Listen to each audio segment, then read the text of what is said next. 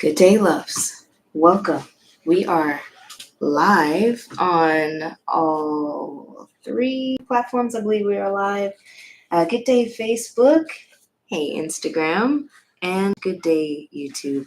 Wishing that this moment finds you all very well. You are joining us for episode 17 of the Holistic Freedom Secrets podcast. And this is a special episode because we are going to be diving into something that is free, something that is extremely powerful when it comes to its holistic healing effects across chronic conditions and across mental health conditions, across many different aspects of health.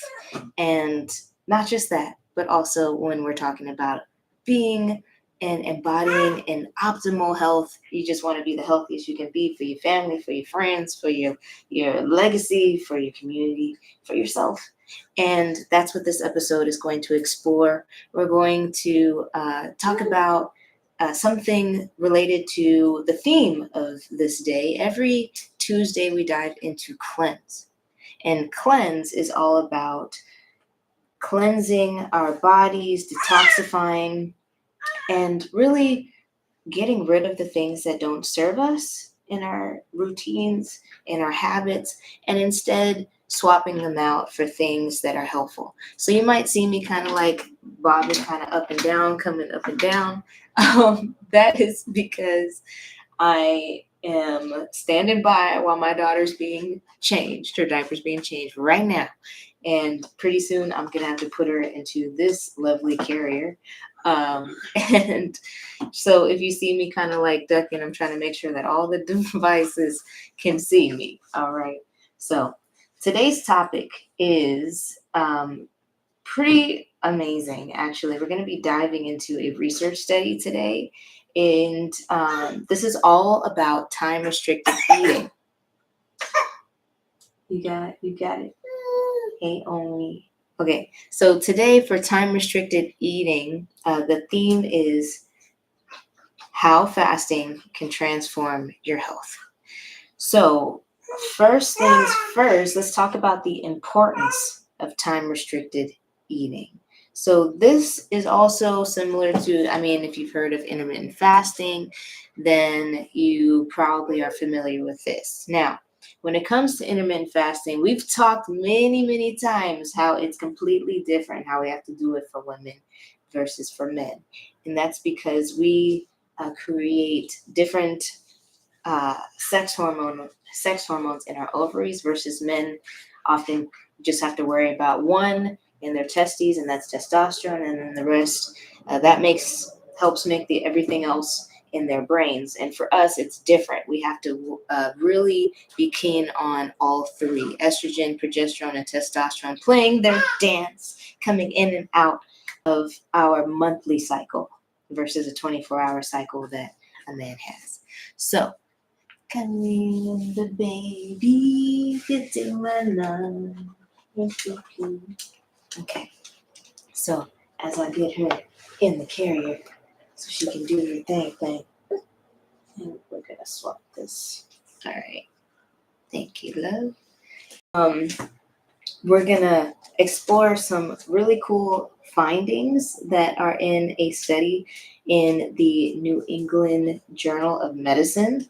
This is a super prestigious journal, and if you follow a functional health doctor or functional medicine doctor named Dr. Mindy Pelz, who specializes in treating women specifically through this free tool of fasting, in a way that actually supports their health, and that's going to be a good resource as well to explore. She has a video that dives super deeply into the study. I am going to make sure that a link to the study is put down below, just so that you can explore the benefits if that's something that you'd like. And let's get into it. So the first thing that this covers in this study is that in intermittent fasting, it really explored 3 different types of intermittent fasting. We're going to focus in on one because it's the most accessible to everyone. It's the one that's the easiest to do, which is around time restricted eating. So, what really is crucial to know about time restricted eating is that we need to have an understanding of our digestive system. Okay, number one. So, when we take in food, we eat food, maybe we drink, uh, we have a soda, or we have a shake, or we have some tea, or we have some coffee, whatever we're consuming through our mouths. This is being digested or not digested properly by the body. And there are 3 different stages of digestion, right? So there's um, the actual taking, starting to eat things. And then there's the timing where the nutrients are being assimilated by the body, they're being taken in and used by the body. And then there's the time where your body's actually getting to eliminate. So digestion really has 3 different stages. So it goes through these stages, and you can't do 2 at the same time, really. It really just needs to focus on just breaking down the food for you, and then it just needs to focus on absorbing the nutrients for you, and then it just needs to focus on eliminating all of that waste and all the toxins and all the excess, whatever doesn't serve you, for you. And in order to do that, it needs time. So that's why time restricted eating is important, because we're giving the body time to do its thing, do what it was going to do from jump, right? So with time restricted eating, this is really like, think of in a given day, you have an eating window and you have a fasting window. And the eating window, simply put, is just the time of the day that you're actually eating, right? And then the fasting window is the time of the day that you're actually not eating. Super simple to think about it that way. There's some more nuances that we can get into, but high level, super simple, eating versus not eating. And with intermittent fasting, when we're getting into time restricted eating, specifically, you might come across apps that are like, oh, you can fast for 13 hours or 14 hours or 15 hours and then eat for the rest of the day or whatever. And they just try to make it general and apply to everybody at all times. Number one, we already talked about how that don't work, because you have to make sure that you're syncing it to your cycle, especially if you're a woman, and you're only fasting during phase 1 and phase 3, during those power phases. So right when your cycle begins, up to ovulation, stopping at ovulation, any fasting that you're doing, like no, don't go past like 15 hours. And especially if you are nursing, pregnant, or you have any sort of eating disorder in your history, then you need to heed what I'm saying. And especially if you have any sort of eating disorder in your history, you got to work with your medical professionals, your qualified professionals, in order to help you through every step of the way of structuring this. So I highly recommend you sharing this study with them that I'm going to cover in this episode. Now, if you are nursing or pregnant, like we covered in a previous cleanse day, a previous Tuesday episode, please do not have your fasting window, the time that you're not eating in any given 24-hour period, be more than 15 hours, because all the toxins, all of the bad stuff you took out of your body will just go straight into your baby, okay? Through the breast milk, or through the bloodstream, or through the placenta, whatever, so you don't want that. You want to give the best to your baby, right? So we hone back in. Okay, and we only fast right after ovulation or right before ovulation, not the week before your cycle starts again, no fasting whatsoever during that week, because we need to make sure that we're supporting our hormones. And if you want to dive deeper into that, check out our earlier episodes on cleansing. So that would be episode 2, episode 9, and then today I think. Oh, I think there's another episode on clients. You'll find it. All right. So that is what to keep in mind high level when we're talking about fasting. But now let's dive a little bit deeper into the nitty gritties. Why is this so like powerful to know and to have in your tool belt? Is because, and this is where the study comes in, the study by the New England Journal of Medicine explores, and the study is called The Effects of Intermittent Fasting on Health, Aging, and Disease. Now, just to pull up some notes real quick so that I don't miss anything. This particular study, it focuses on 3 different types of fasting, like I said, but they really looked at a fasting protocol where it was geared straight to time restricted eating. And they specifically looked at the effects of fasting where, people built up over a 4 to 6 month period to getting to the range of around 18 hours, where that's your fasting window. And then that left you with around like let me see how many hours, 4 to 6 hours of eating in the day. So 18 hours of fasting. That includes sleep. Okay, that includes sleep. That just is all the time when you're not eating, right? And you're not consuming something that's going to trigger your blood sugar to spike or to go up all of a sudden.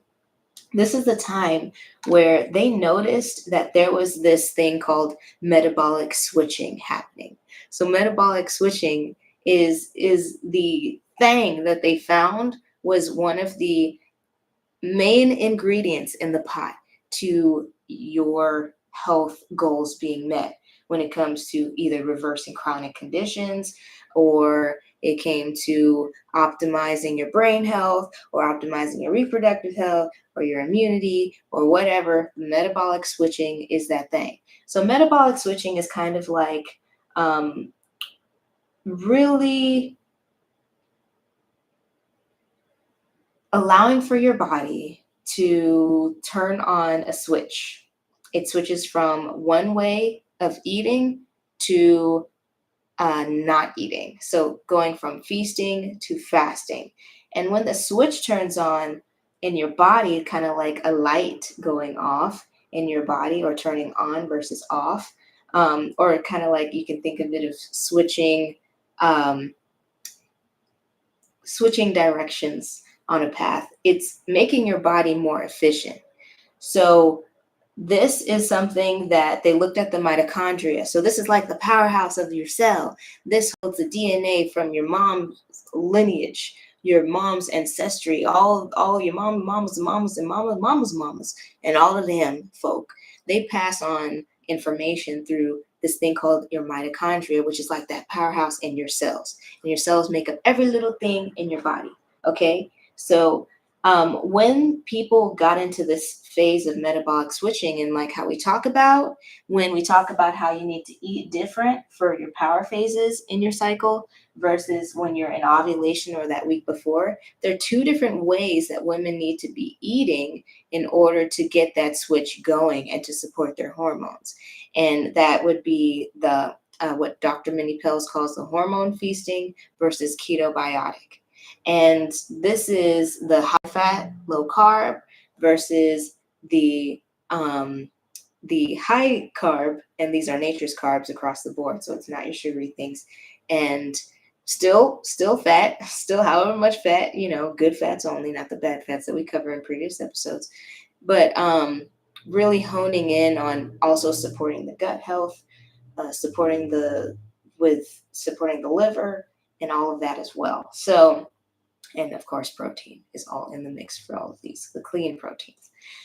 So with this, they found out that the mitochondria, them things that are super important for our health because they give us energy, right? And they do so much more, was actually becoming strengthened. It was healing and repairing on a DNA DNA level. Healing and repairing on a DNA level every cell in the body. It was bringing down inflammation in the body. So that's when you feel pain, your body's feeling inflammation. Okay? And it was also being connected. They were able to connect it directly to relieving certain ailments.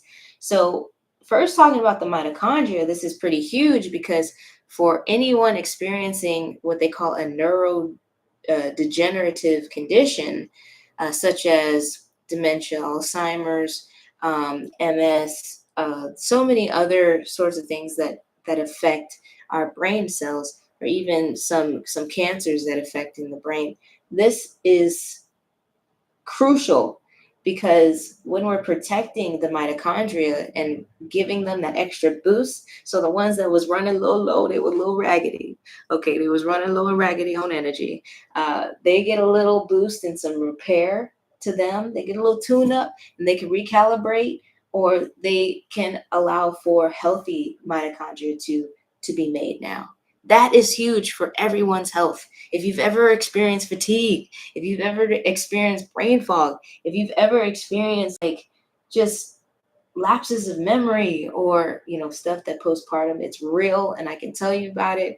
Like it's crazy to hear that the mitochondrial reset is something that's going on, because that's that energy reset, that's the power reset, it's the life-giving essence, the DNA reset and regeneration, and it gets degenerated. By the way, can you guess how the DNA gets damaged? It's from everything from lack of water, from toxins.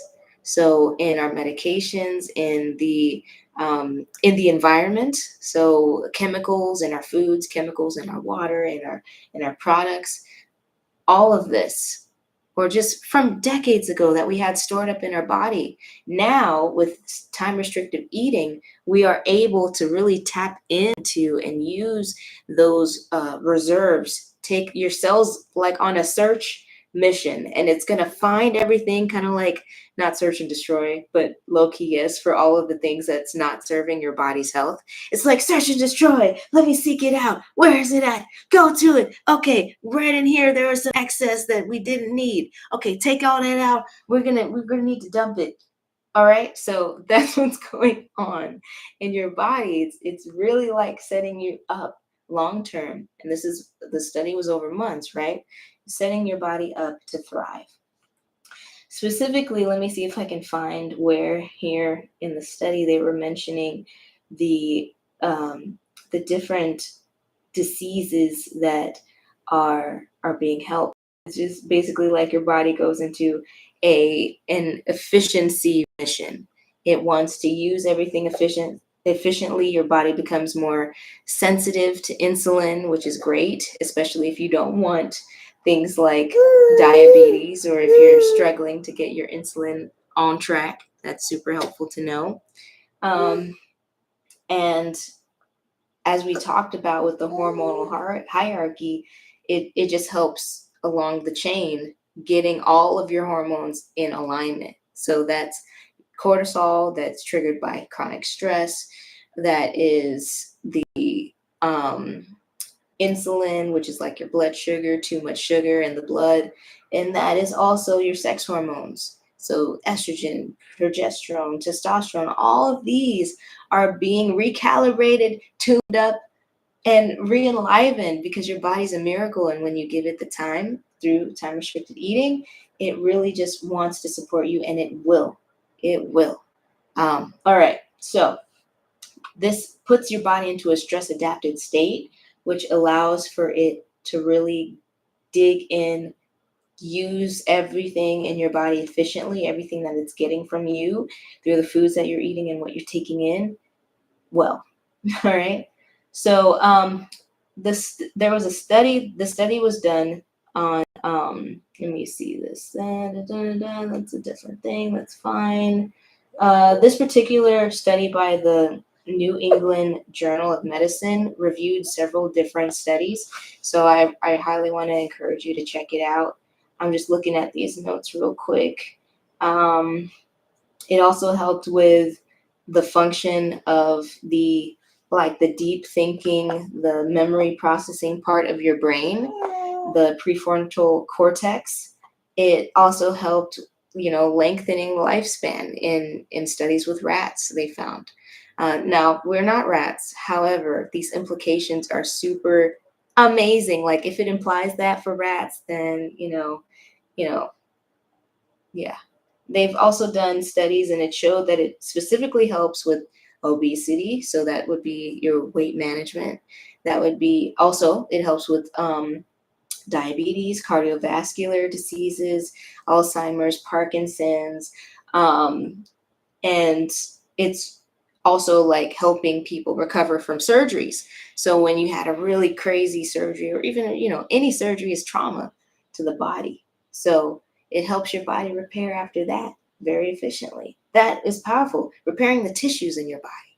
So for things like joint pain, if you just have an aching back and some joint pain, can you imagine how your body's just going to kind of recalibrate if you just get sick, if just something happens? Just something as simple as time restricted eating can be a powerful long term tool in your wellness kit, in your wellness arsenal. And so this was just mind blowing. And it gets me super excited to hear things like this, to read studies like this, because it gives hope. It's not as though the lie that we've been sold is true. And we've been told that we have to rely on expensive treatments in order to be healthy. That's the only way. If you want to be healthy, you got to pay a lot of money. But this is a tool that's free, y'all. This costs nothing. And it's something that it's already within your body. And it's proven by one of the most prestigious journals in the world. Like it's already been proven. It's already been peer reviewed. The science says yes. All right. And some people don't need the science. Some people do. This is a powerful thing to bring to your doctor so that if you're working with someone on a health plan, bring this up to them and go through it with them.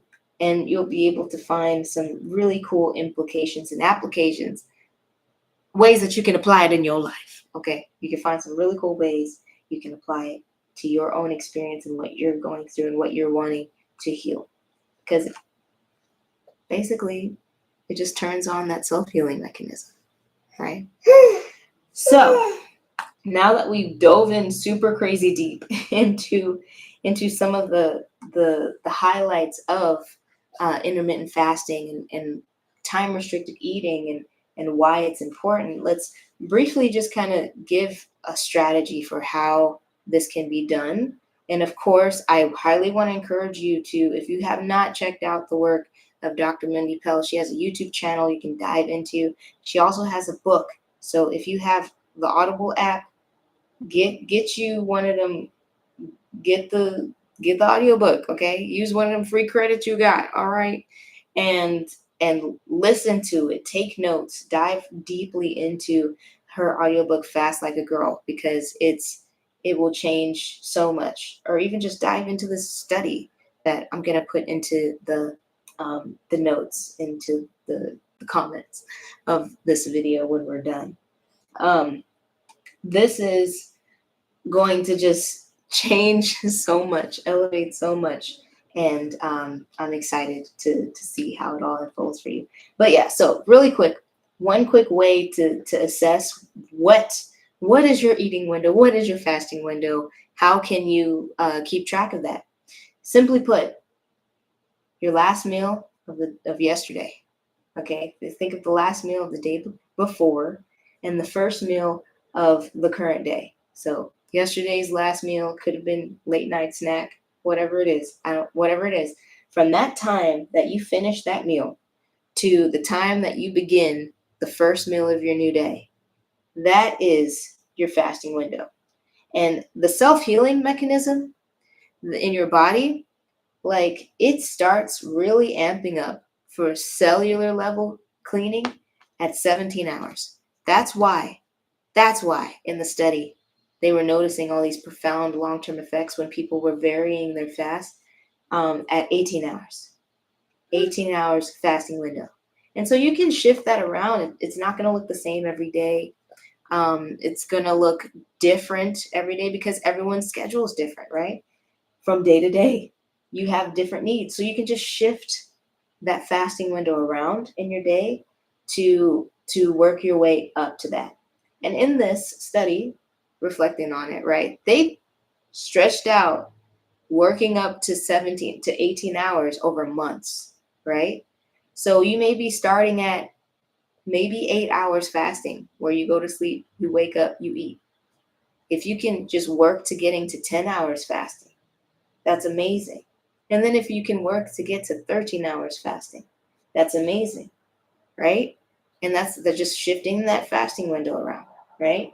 And what that actually does is that begins to compress your eating window so that your body's not expending all of this energy trying to digest your food and trying to get rid of waste, and it can actually start healing your body. Yes. Yes. Yes. So that alone will be helpful to know. You're going to work your way up towards that. And if you're nursing or pregnant, then you're not going to go past 15 hours, period. Okay, so you're not going to get into that level of cellular healing through fasting. You got to use another tool. You have to use another tool like nutrition. You have to use another tool like exercise. You have to use another tool like meditation, like visualization, like sleep. So you have to use other tools when you are nursing in order to get into that level of cellular healing. But if you're not nursing, if you're not pregnant, you can use this. And I want to encourage you to do so. Put down in the chat, in the comments, I keep saying chat, put down in the comments what really excited you to hear about this episode. Put down something that you can take away. If you are fasting now, what has been working for you? Where are your challenges that you're noticing? Let's have a conversation about it. Again, I am, and I didn't say it, so I should have said it. I'm Coach Tensi, co-founder of Ufulu Child, and we specialize in holistic health, in truth-telling, self-love for freedom-seeking adults. This is my daughter, Omi. And this has been episode 17 of the Holistic Freedom Secrets podcast. If this has been helpful, share it with a friend, comment, like, follow, turn on your notifications on your platform of choice. We stream on YouTube, Instagram, and Facebook every weekday, Monday through Friday. We cover a different aspect of our holistic health system, which is a 5-prong system: be, cleanse, fuel, move, and shine.